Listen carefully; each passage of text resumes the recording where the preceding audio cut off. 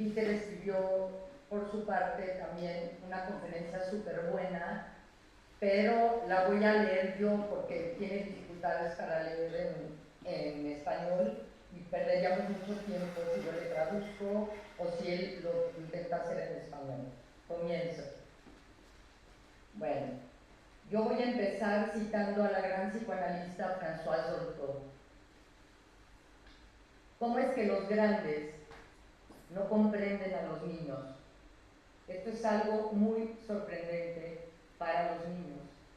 Primero, porque los niños y las niñas creen que los grandes lo sabemos todo. Ellos y ellas confían en nosotros plenamente. Hay que escuchar a los niños, escucharlos y respetarlos, mostrarles que tienen derecho a sus emociones y a sus palabras. Los seres humanos somos seres de palabras. Hemos de comprender que las niñas y los niños tienen plena capacidad de comprensión y expresión. Hemos de donarles las palabras, hablándoles con la verdad, escuchándoles reconociendo su historia y validando su propia palabra como sujetos. Cuando hablamos de educación sexual, ¿en qué pensamos? ¿Qué palabras vienen a nuestra mente? ¿Qué sentimos? ¿Qué recordamos de nuestras historias infantiles? ¿Quiénes nos informaron y cómo lo hicieron? ¿Nos permitieron interactuar en la conversación? ¿Dieron por hecho que habíamos entendido todo? ¿Y qué es todo? ¿Se dieron cuenta de nuestras dudas? ¿Pudimos seguir a lo largo del tiempo y de nuestro desarrollo un diálogo que diera sentido a las experiencias que íbamos viviendo, lo que íbamos enfrentando, lo que íbamos cuestionando? A lo largo de mi experiencia profesional, puedo decirles que han sido pocas las personas que realmente fueron guiadas con claridad y tranquilidad de la sexualidad. Algunas ni siquiera contaron con alguien para poderse comprender. Una niña o niño maltratado aprende a no amarse a sí mismo, a temer, a avergonzarse de quien es. La negligencia y el abuso inhiben la posibilidad de amar y de conectarnos. Es inadmisible para mí pensar la educación sexual fuera del marco de los derechos humanos y de la resiliencia social. La educación sexoafectiva es parte de una transmisión a la que todas y todos tenemos derecho, también las niñas y los niños. Y es una temática enmarcada en la construcción de la cultura de la paz, pues reivindica el derecho a un desarrollo subjetivo y social capaz de historizarnos, honrando el valor inherente de la vida propia y la de los demás, y por tanto de la vida colectiva. La educación para la paz incluye, además de los conocimientos puntuales acerca de la solución pacífica de conflictos y la mediación, también el desarrollo de habilidades psicológicas y sociales que permitan el diálogo, la escucha, la empatía, el cuidado, la ternura y la creación de redes comunitarias como competencias humanizantes y posiciones éticas frente a la alteridad. Comprende el ejercicio de los derechos humanos, subrayando la igualdad que desarticula la violencia de género y sobre todo crea una habilidad para responder en la práctica acerca del deber de proteger a las niñas y a los niños. Logra que las infancias conozcan y ejerzan sus derechos y que comprendan la responsabilidad que adquieren en cuanto a cuidar y respetar los derechos de los demás. La educación para la paz no es solo aprender conocimientos acerca del tema, sino aprender haciendo. Se aprende practicándola y viendo su ejemplo en nosotros los mayores. Y para que los mayores logremos transmitirla, debemos analizar y comprender nuestras historias y contextos hasta ser capaces de desmantelar en las vidas personales las formas de violencia que hemos naturalizado y que repetimos contra las infancias. Save the Children define protección de la infancia como las medidas y estructuras dirigidas a prevenir y responder frente al abuso, la negligencia, la violencia y la explotación que afectan a las niñas y los niños. Un componente central de estas medidas y estructuras son la coherencia entre los conocimientos, las actitudes y los comportamientos de las personas mayores en relación a una protección de las infancias. Debemos promover que las infancias sean reconocidas como sujetos de derecho, con programas de protección, salud, educación y prevención de violencia, lo cual incluye poner atención en una educación integral sexoafectiva a lo largo de su desarrollo infantil y adolescente. Debemos fortalecer su bienestar emocional y su creatividad vital para que puedan crear pensamiento crítico y lazos sociales resilientes, autodeterminación para toma de decisiones, capacidades de autocuidado y de cuidado de los demás, capacidades de diálogo y comunicación basados en el respeto, capacidades de comprensión de las normas que regulan la convivencia pacífica, capacidades prácticas de prevención de riesgos en la salud sexual y prevención de las violencias en la vida relacional, así como la construcción de factores de protección emocionales y de convivencia basados en el ejercicio de los derechos. Nosotros podemos iniciar la creación de un paradigma de convivencia pacífica en nuestras familias y en las aulas, implicándonos en el esfuerzo y compromiso que suponen la restauración y cuidados de la propia dignidad y la dignidad de las infancias.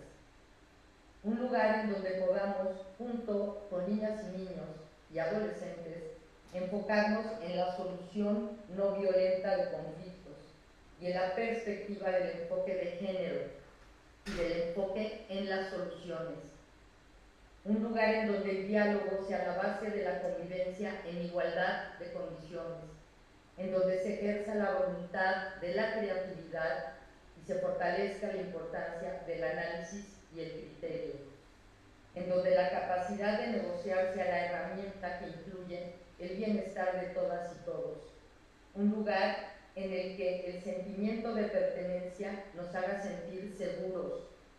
Un lugar en donde aprendamos con dicha el valor del conocimiento, de la cooperación y de la responsabilidad hacia los demás.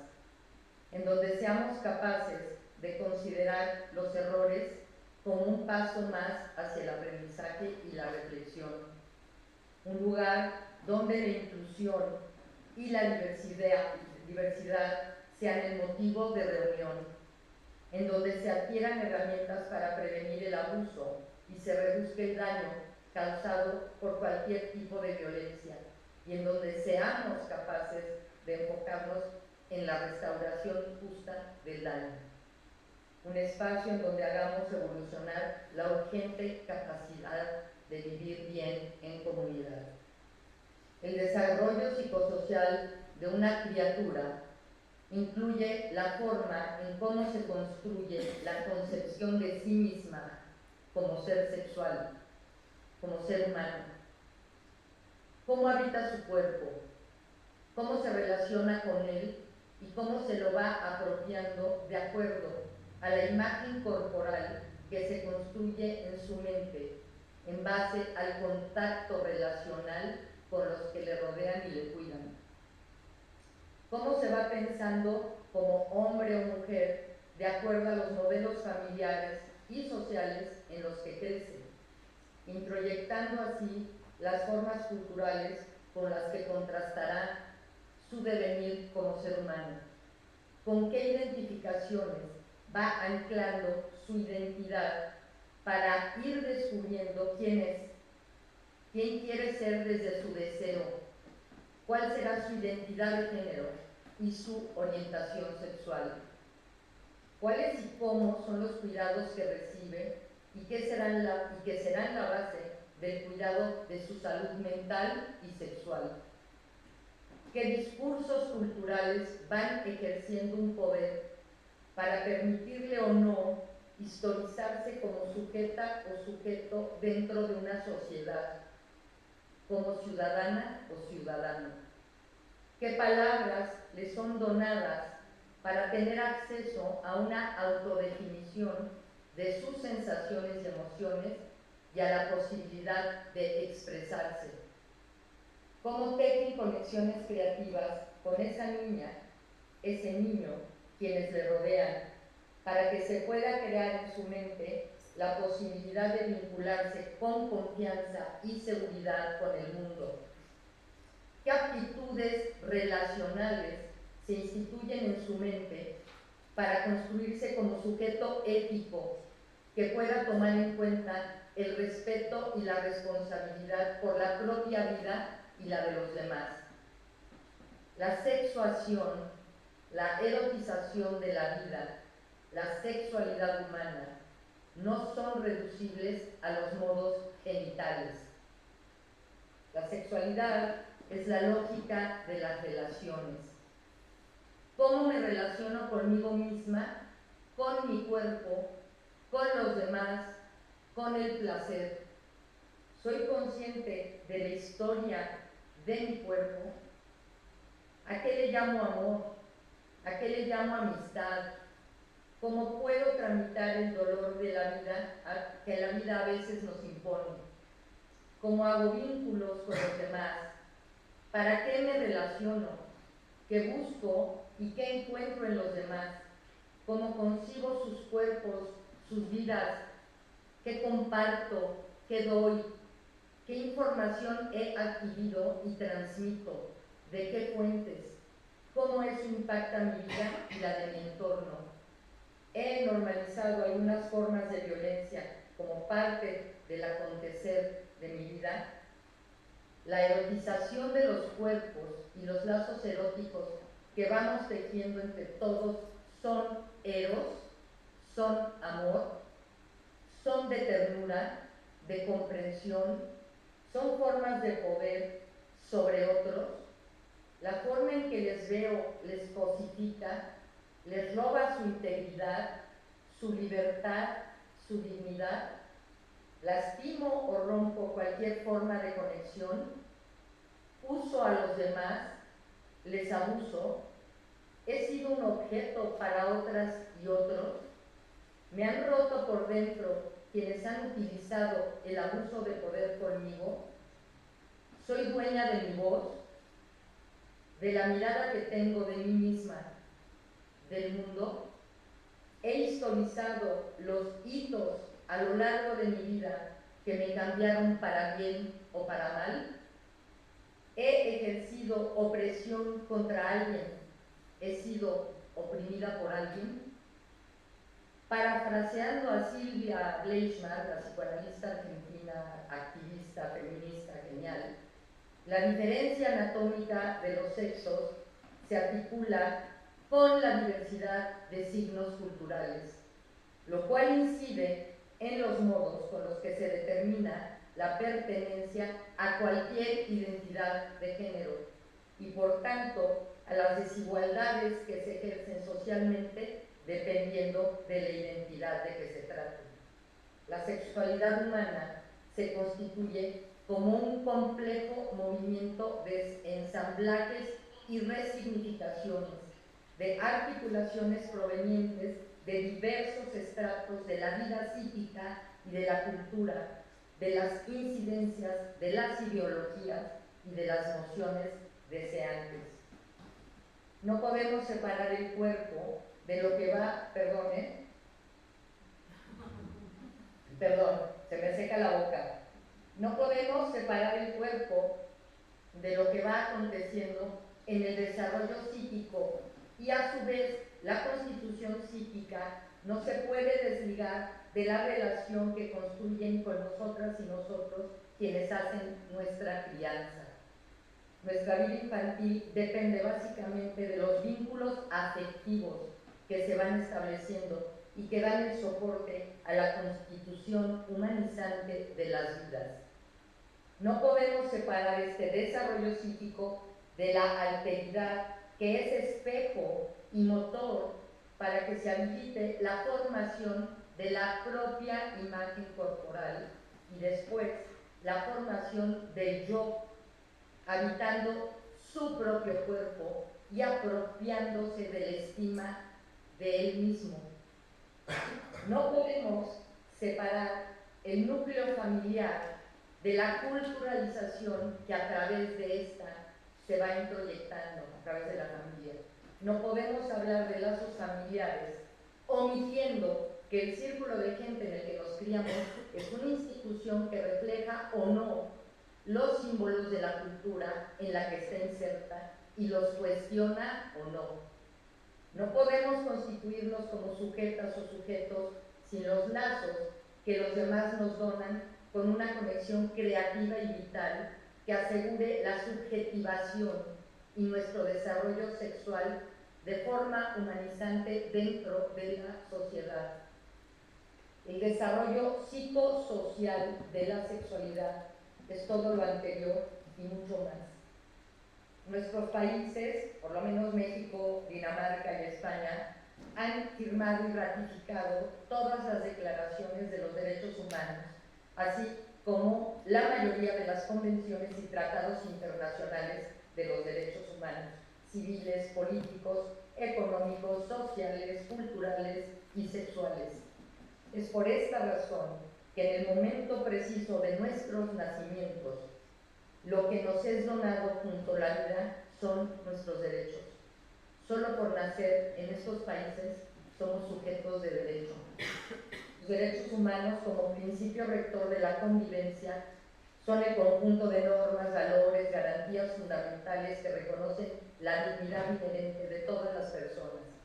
Son el marco regulador para asegurar una interacción digna, pacífica, justa e igualitaria. Actúan como la base fundamental para el desarrollo integral de las personas en sociedad, prohibiendo el abuso de poder y fomentando el respeto mutuo.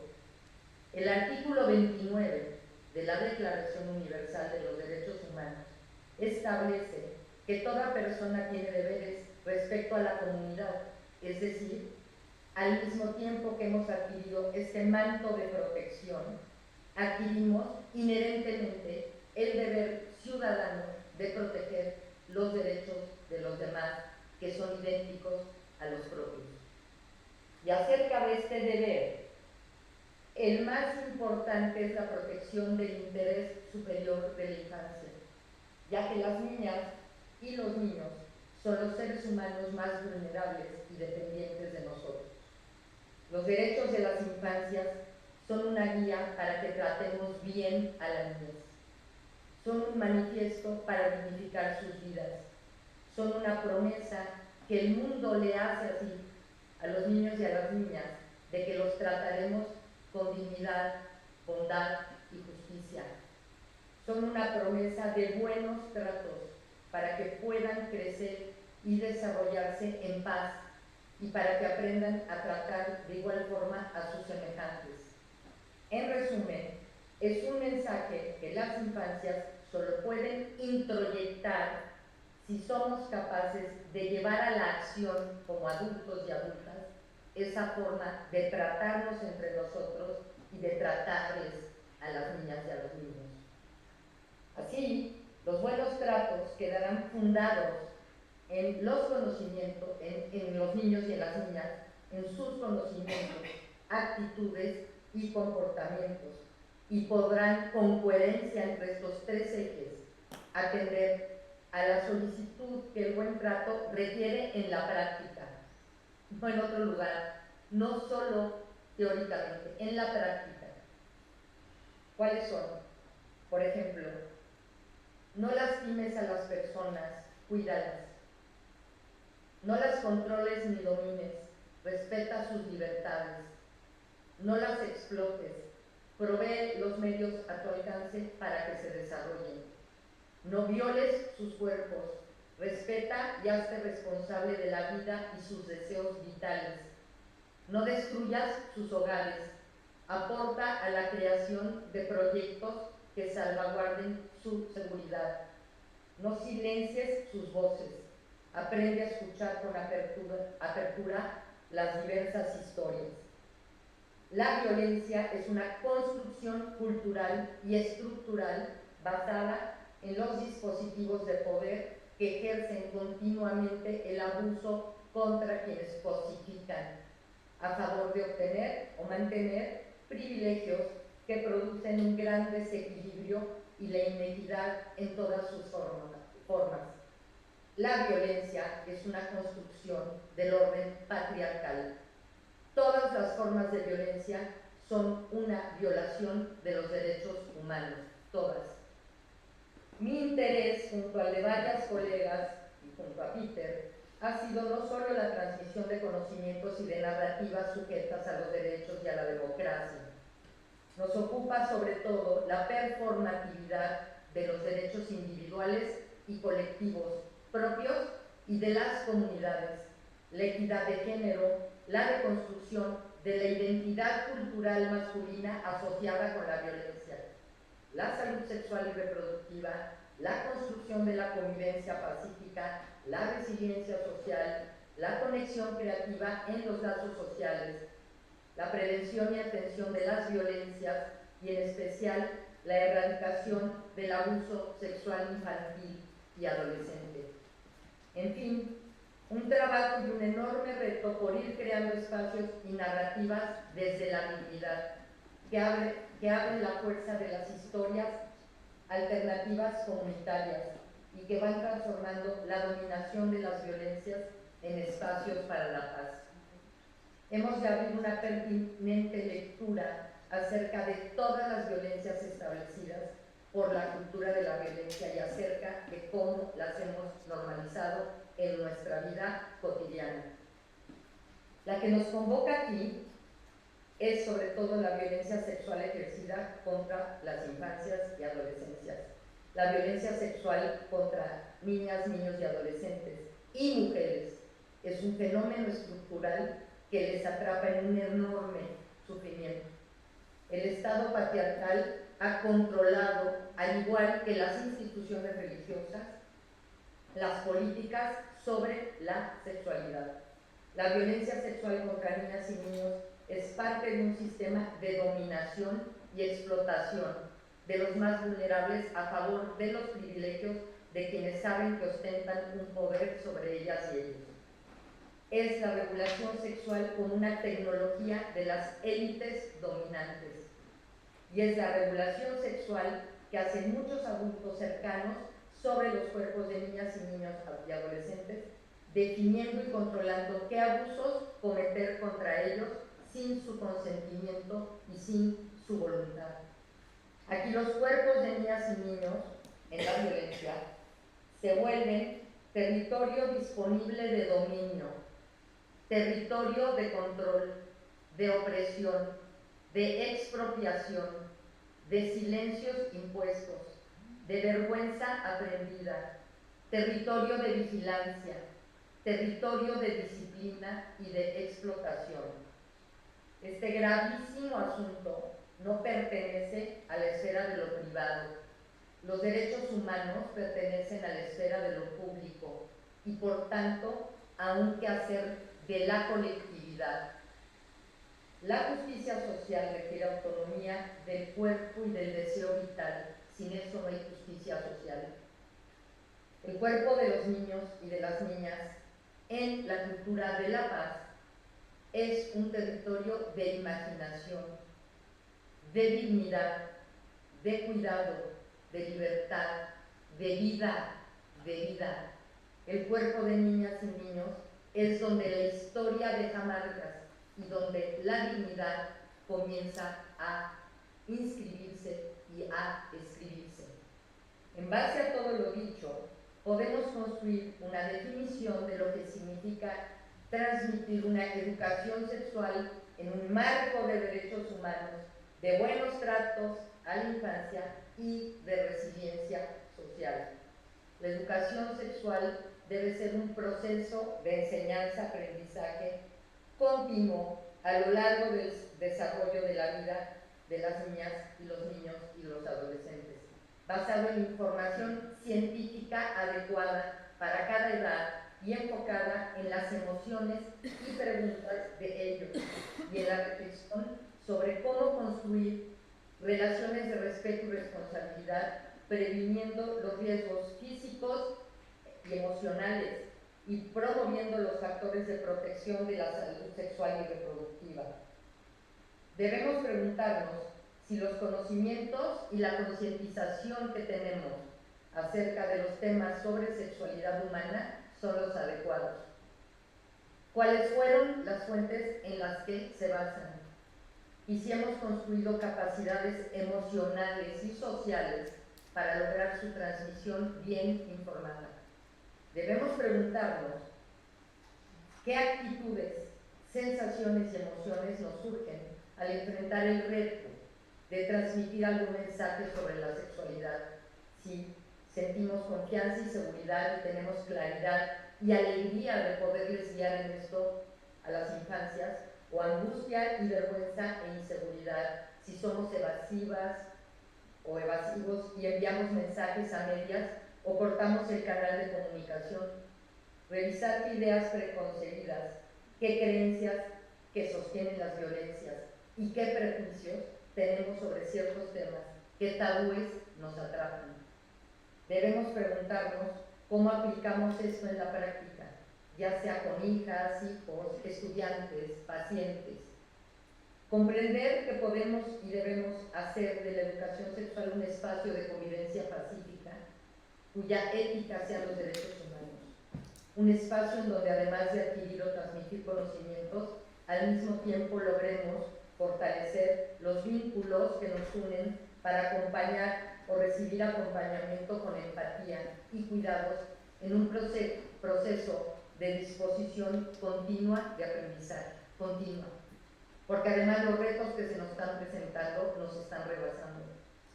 Un proceso continuo de diálogo en el cual lo más importante es saber escuchar y analizar, para crear con claridad el sentido de lo que es la salud sexual y reproductiva en todas sus dimensiones. Un espacio para llamar las cosas por su nombre, rompiendo los tabúes que la sociedad nos ha impuesto para callar y para que continuemos normalizando las violencias. Un espacio que establezca redes de solidaridad y sororidad y una conciencia ciudadana cuyo deber es defender y preservar las vidas de cada niño y cada niña. Un espacio donde seamos capaces de proveer los medios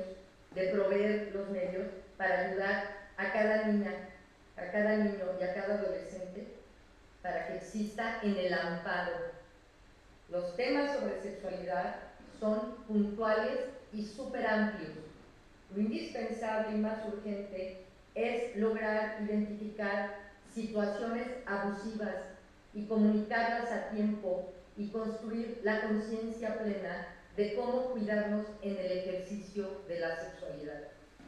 Infecciones de transmisión sexual, prevención de embarazos no deseados, metodología anticonceptiva, prevención de abortos, el uso del condón, prevención de relaciones abusivas y violentas, prevención de relaciones abusivas y violentas, prevención de relaciones abusivas y violentas, construcción de autodeterminación y agencia para vivir nuestra identidad y nuestra orientación sexual, sea cual sea. Construcción de puentes de comunicación efectiva, eficaz, la práctica del cuidado de sí y de los demás, el conocimiento indispensable de nuestros cuerpos y las funciones y nombres de los órganos sexuales, el derecho al placer en un marco de responsabilidad y respeto, el cuidado de la integridad física y moral como forma ética de vida, el derecho a la expresión de las emociones y sentimientos para ayudarnos a comprendernos, cambiar la ignorancia o la ingenuidad o la negligencia por el cuestionamiento de los efectos dolorosos que esto tiene en la vida de las infancias y en las nuestras. No tenemos por qué conocer todo, pero podemos ir aprendiendo con la apertura que eso supone y podemos aprenderlo en los espacios donde seremos acompañadas y acompañados para enfrentar lo que hay que deconstruir y para crear un paradigma hacia la dirección del bienestar comunitario. Creo que lo más importante, de verdad, es revisar qué voces objetoras nos han impedido comprometernos a lograr dicha apertura, qué retos emocionales y qué obstáculos estructurales y sociales enfrentamos en el camino.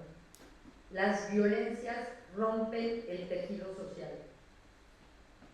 Las violencias producen la desconexión entre nosotras y nosotros. La violencia sexual contra la niñez y adolescencia puede generar, ahí les doy una lista, lesiones graves, infecciones de transmisión sexual, dolor físico, embarazos no deseados y en casos extremos la muerte, trastornos de ansiedad, depresión, baja autoestima, comportamientos autodestructivos como automutilación, abuso de sustancias, hipersexuación, trastornos alimentarios y de sueño, alteraciones de la memoria y el lenguaje, pensamientos de peligrosidad, inseguridad, dificultades de concentración y un bajo rendimiento escolar, transmisión intergeneracional de la violencia, aprendizaje de conductas agresivas como forma de resolución de conflictos y aislamiento, inseguridad en las comunidades, desintegración de la cohesión social y altos costos para los sistemas de salud y de justicia. Hoy, la violencia sexual contra las infancias es masiva. El abuso sexual infantil, así, es una forma de maltrato universal e infraestimado, que constituye un problema de salud pública. Sigue siendo una violencia estructural organizada por el patriarcado. Es un reto enorme luchar para prevenir y erradicar el ASI. Existen los delitos que directamente se cometen contra niñas y niños y cuyos agresores muchas veces son personas cercanas a aquellos, como puede ser el padre, el tío, el primo, el padrastro, el maestro, el sacerdote y que en muchas menos ocasiones puede ser una mujer. Existe la revictimización causada tanto por el silencio en el que las víctimas quedan atrapadas, debido no solo a las amenazas que reciben por parte de los agresores, sino también, y esto es súper importante, debido a la negligencia de toda una sociedad que evita una educación sexoafectiva para la prevención, que evita darle el nombre adecuado al problema y a su solución, una falta de voluntad política y una sociedad que se muestra indiferente, impasible y hasta resistente para participar colectivamente en la transformación de tantísimo dolor. Una sociedad que avala la impunidad y que invisibiliza a las víctimas. Silvia Breichmann nos recuerda que la crueldad no es solamente el ejercicio malvado sobre el otro, es también la indiferencia ante su sufrimiento. Ahora también enfrentamos la Organización Global de Redes Sociales creadas por hombres adultos que manipulan, acosan, chantajean y promueven una cultura de la violación y de todas las formas de violencia sexual contra las infancias, adolescencias y mujeres. Cientos de miles de delitos sexuales cometidos a través de redes sociales, plataformas de mensajería trans y aplicaciones móviles conocidas como violencia digital o ciberviolencia sexual. Debemos unirnos, porque esto ya nos rebasó, unirnos para luchar contra las redes de turismo sexual de niñas y niños, contra el mercado prostituyente de niñas y mujeres, contra la producción, distribución y venta de material de abuso sexual infantil, contra el deepfake porn, el grooming, la sextorsión, o chantaje, la difusión del contenido íntimo sin consentimiento. El Informe Mundial sobre la Felicidad 2026 destaca el impacto negativo de las redes sociales en la felicidad de las niñas, niños y adolescentes, de los jóvenes. Los jóvenes tienen un nivel de bienestar mucho menor que hace 15 años y el 2026 es el más bajo. Los daños causados por las redes sociales a los jóvenes son de grandísimo alcance. Daños directos, graves y generalizados como el ciberacoso y la extorsión sexual, hasta daños indirectos como la depresión y la ansiedad. Cada vez más gobiernos de todo el mundo están introduciendo leyes para reducir el uso de las redes sociales con el fin de proteger a los usuarios más jóvenes. Para ellos, los usuarios jóvenes, resultó que los indicadores de satisfacción vital y bienestar son, en primer lugar, tener a alguien con quien contar, la generosidad y la ausencia de corrupción, el PIB per cápita y una esperanza de vida saludable, así como la libertad para tomar decisiones vitales. La cantidad de tiempo que pasan en las plataformas de redes sociales supone un gran riesgo. Los impactos negativos están tan extendidos que el informe de la Felicidad 2006 advierte que está causando daños a nivel poblacional en todo el mundo. Y el informe aboga por una regulación reflexiva de los entornos de las redes sociales que pueda contribuir a mitigar los impactos negativos. Hoy las pedagogías de la ternura y el cuidado, como son una posición política, la ternura y el cuidado, y estas pedagogías de ternura y cuidado se refieren a la capacidad que tenemos de cuidar a los más frágiles. Son posturas políticas de resistencia frente a un sistema global que se caracteriza por el individualismo, la productividad, la barbarización de los lazos sociales, la crueldad, la ineficiencia emocional y la violencia. Ternura y cuidado son una forma de acción colectiva y herramientas para construir comunidad y sostener la vida colectiva en estos tiempos de crisis humanitaria y desesperanza.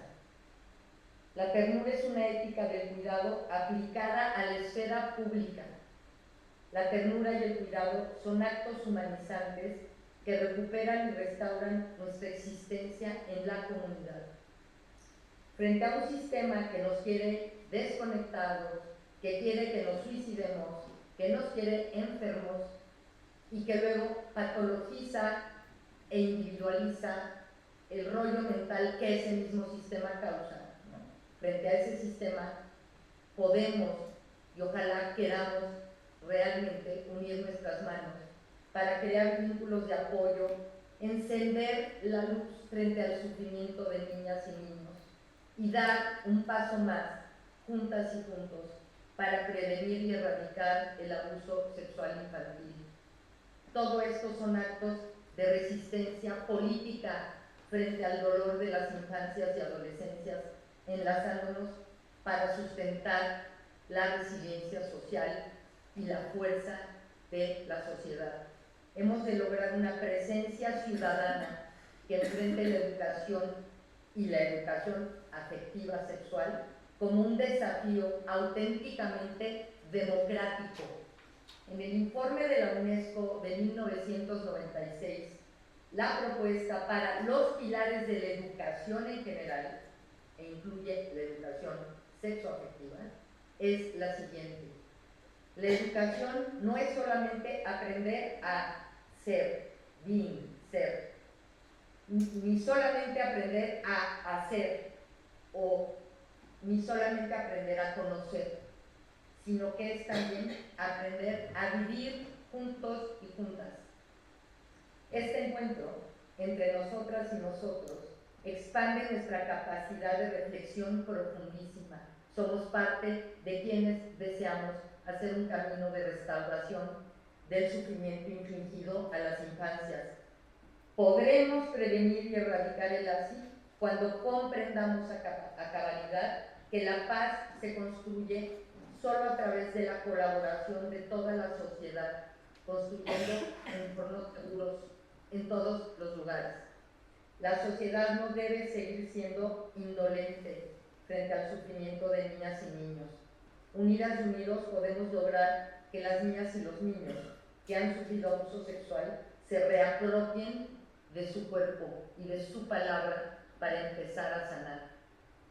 Les invitamos y les agradecemos que estén aquí y les invitamos a involucrarse activamente para ser hoy capaces de garantizar la protección de los derechos de las siguientes generaciones, para lograr que se aplique la ley, para seguir presionando al sistema judicial para que se haga justicia. Y si no se hace justicia en ese sistema, que logremos nosotros hacer justicia social, alzando nuestras voces, para convivir defendiendo cada día los 5 ejes vitales de los derechos humanos: la dignidad, la integridad, la equidad, la libertad y la justicia, que son la fuente del derecho de una cultura de la paz. Muchas gracias.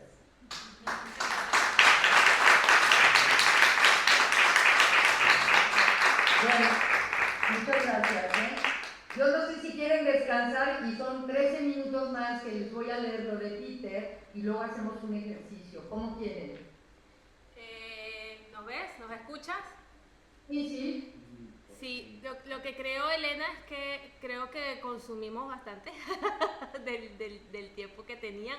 Entonces, ¿cuánto tiempo crees que sean? Tenemos hora y media. ¿Consumí media hora? Más. 45. Lo de Peter son 15 minutos y tenemos media hora para el ejercicio, pero díganme lo que ¿Hacemos quieran. el ejercicio primero? ¿Podemos hacer el ejercicio primero? Ok, sí. Vale, vale, entonces vamos a hacer... Tiene que tener una hoja de papel. Tenemos hojas de papel, ya. O las libretas. Y creo que... No. Van a poner 2 siluetas en la misma hoja. A ver si se ve lo que tengo. A ver si lo pueden ver. 2 siluetas, ¿se ve? Sí. Iguales. 2 siluetas iguales. Ya, un O poquito sea, más. yo hice con palitos y bolitas. Un poquito más lejos, un poquito más atrás y no lo muevas. Así, eso, perfecto, así. Así. 2 siluetas iguales. ¿Ok?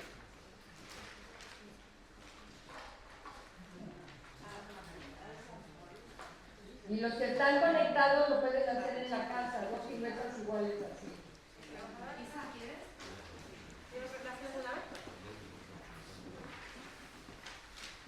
Susana les va a dar una libreta. Sí, ¿Quién les falta? ¿Tienes la libreta?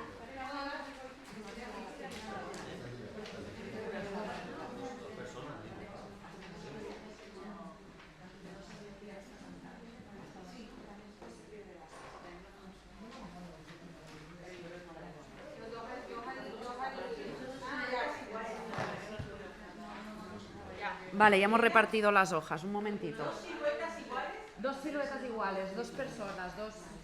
nada. 2 siluetas. Sí. Ok, ¿ya? ¿Ya lo tienen? 2 formas humanoides. Sí, sí, listo. Bueno, va. Ustedes, como quieran, pueden dibujar y poner palabras, también si quieren. Van a convertir a una silueta en una mujer y a otra la van a convertir en un hombre. Pueden dibujar, pueden poner palabras, lo que quieran. ¿Sí? Dibujar primero, ¿eh? ¿Todo el mundo lo tiene claro? Muy bien. ¿No? Sí, déjame...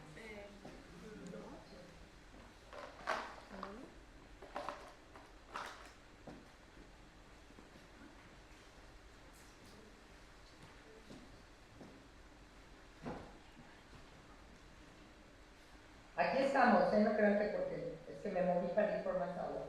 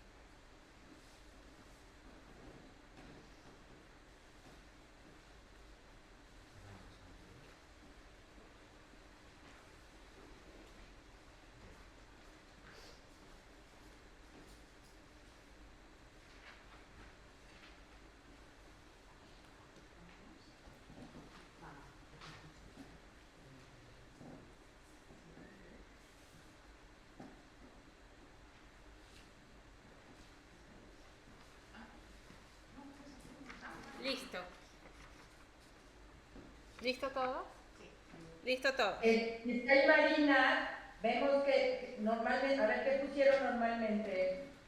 Bueno, de momento. ¿Qué dibujaron? ¿Algunos dibujaron? Sí. ¿Me puedes mostrar ahí? Habitualmente lo que sale es, pues según la forma en que se visten. Mujer con un collar, el pelo trenzas, y al hombre con tenis, sin jeans, sin balón al lado y tal. Lo que están dibujando, los que pintaron solo la ropa, es la expresión de género. Cómo me visto, cómo hablo, si me corto el pelo, si me lo pinto, si uso jeans o pantalones, o lo que es expresión de género. Que casi siempre la pintan como el paradigma ordena en un sistema binario, cis heteronormativo, ¿no? Vestidos y pantalones, digamos. Pero también es una expresión de género, ¿verdad? Pero si yo les digo, si tienen sus dibujos de vuelta, ¿qué le agregarían a ese hombre que se viste así, a esa mujer que se viste así, para humanizarlos? Porque esto, el tener un pene o una vulva y el vestirme de una forma o de otra, no es lo que me humaniza. ¿Qué palabras pondrían para poder humanizar a esas dos personas? Y entonces ahí van a entender la transversalidad de cultura de la paz, educación para la paz, protección a nuestros derechos y la protección de la salud sexual y reproductiva. ¿Qué palabras agregarían para convertir a esa persona sujeta de derechos, a ese hombre y a esa mujer, con la orientación sexual que tuvieran? La bandera LGBTI, ¿no? O sea, lesbian, gay, bla, bla, trans, con la identidad de género que tuvieran, ¿qué le pondrían para humanizarlos? Porque tenemos una identidad de género, tenemos una expresión de género, tenemos una orientación sexual y tenemos un sexo. Pero eso no basta para que estemos humanizados. Necesitamos ser sujetos de derechos. Entonces pongan las palabras que ustedes quieran, porque ya las saben, aquí ya creo que lo pusieron, lo que me enseñaste, Marina, que es súper bonito, que lo tengamos súper consciente. No basta con que mi identidad de género sea binaria o trans, no basta con que yo tenga una orientación sexual la que fuera, no basta con que me vista de un modo u otro, no basta con que tenga una vulva o un pene, no basta.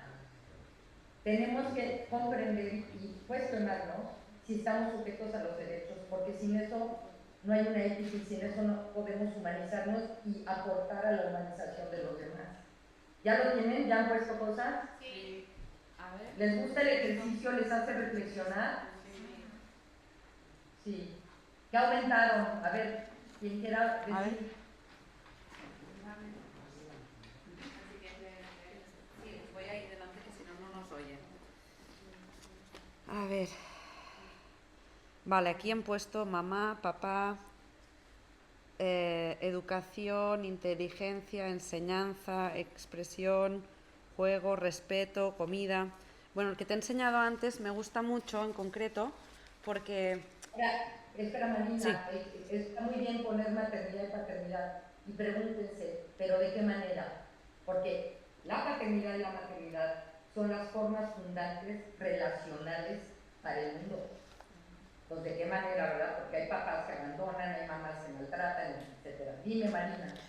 Este es el que me parece así, que es el que os he enseñado antes, que realmente habla de que tanto un hombre como una mujer tienen las mismas características. Aquí he puesto trascendencia, trascendencia, respeto, respeto, amor, amor, vida, vida, encuentro, encuentro, unión, unión, firmeza, firmeza.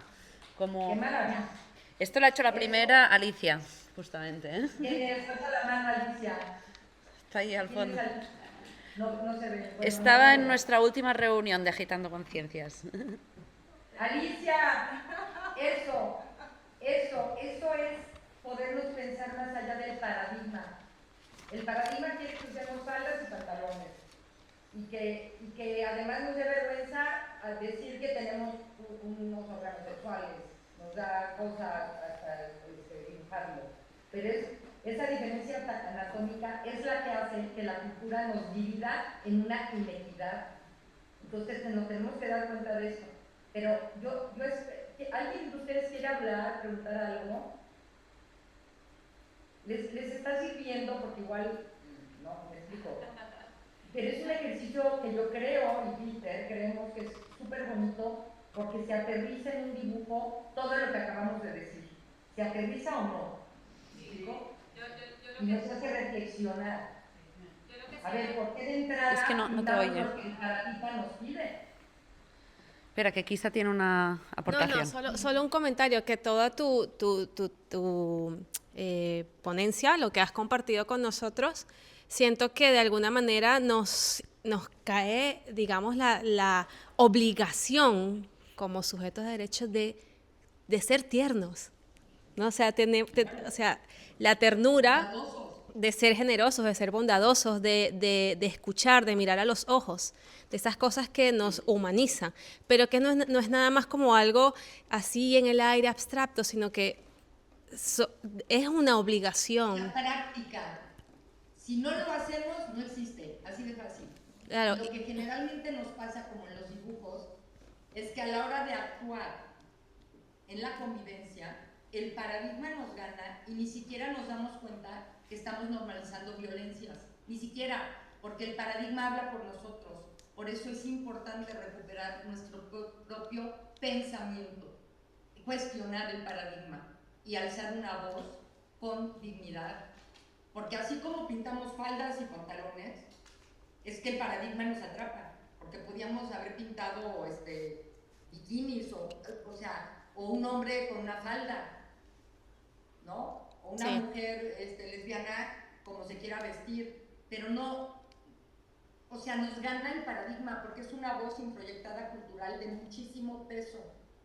Entonces es muy lindo que tú digas, Kisa, que la ternura es la práctica, la bondad es la práctica, la generosidad es la práctica de los derechos humanos. Claro. Es una ética. Y eso no quiere decir todo el día decirnos bonita, hermosa, quiere decir que el límite en la relación es el respeto al otro o a la otra. Claro, y eso es transversal porque lo que vimos antes con Margarita, creo que lo más importante no era solo la herramienta del dibujo, sino el vínculo que se generaba a través de ese dibujo. Y ahora es lo que estás diciendo, y justamente es como lo transversal en un factor de protector frente al abuso sexual infantil, es ese vínculo que tenemos que tener con nuestros hijos para que nosotros seamos su figura de referencia cuando tiene alguna situación, ¿no? Nosotros seamos el primer... El maternaje y la paternidad sí, pero va más allá de la familia. Tú puedes ser súper buena mamá, sujeta a los derechos y tu pareja, si es que eres heterosexual, pero si tu hijo sale a la escuela y esto no está visto en las escuelas, en la escuela se están replicando todas las violencias y le gana el sistema social a tu hijo o a tu hija. Entonces es un movimiento de toda la sociedad, no nada más la base es la crianza en la familia, pero la familia está inserta en una cultura y en una sociedad. O sea, para mí, Elena, lo que estás ofreciendo es como diciendo que nosotros, la construcción que tenemos de este imaginario donde dibujar un hombre o una mujer es tan sencillo como ponerle un pelo o una falda, todo esto es aprendido y es cultural, ¿no? Entonces, no nos damos cuenta, pero simplemente cómo se ha explicado la historia, hombres matando a hombres, invisibilizando a la mitad de la población, incluso escondiendo realidades LGTBI detrás, cuando ha existido toda la vida, esto es violencia. Entonces creo que lo que tú estás proponiendo, para que quede muy claro, ¿no? Son alternativas, cómo hacemos frente a una cultura de la violación, cómo hacemos frente a todo este aprendizaje que ya tenemos súper metido, pues con conciencia ciudadana, con pedagogía de la ternura, con salud pública, con vínculos de apoyo, con convivencia pacífica, con educación sexual, con buenos tratos, con recuperación y reparación para la dignidad, con justicia restaurativa, con procesos de construcción de la paz, con derechos, haciendo que estos derechos los podamos garantizar posicionándonos y probablemente buscándonos muchos problemas, porque nadie lo va a entender y todo el mundo va a querer conservar el privilegio de lo que le otorga este aprendizaje jerárquico y súper violento, y con esta resiliencia social y comunitaria.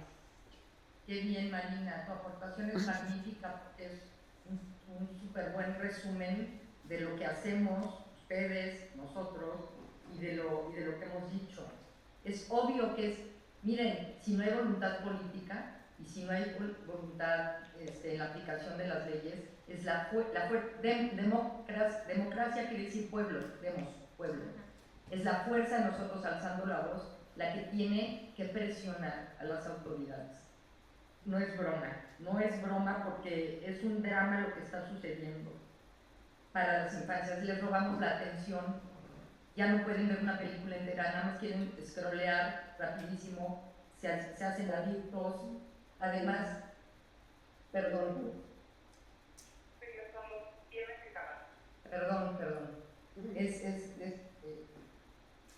fue mi teléfono, perdón, por el WhatsApp que está en, no sé cómo quitarlo. Miren, yo en 12 minutos les juro que voy a leer lo de Peter, porque se me hace horrible no leerlo. O sea, Peter tuvo días y días escribiendo. ¿Les parece? Sí, claro. Lo voy a conseguir. Adelante.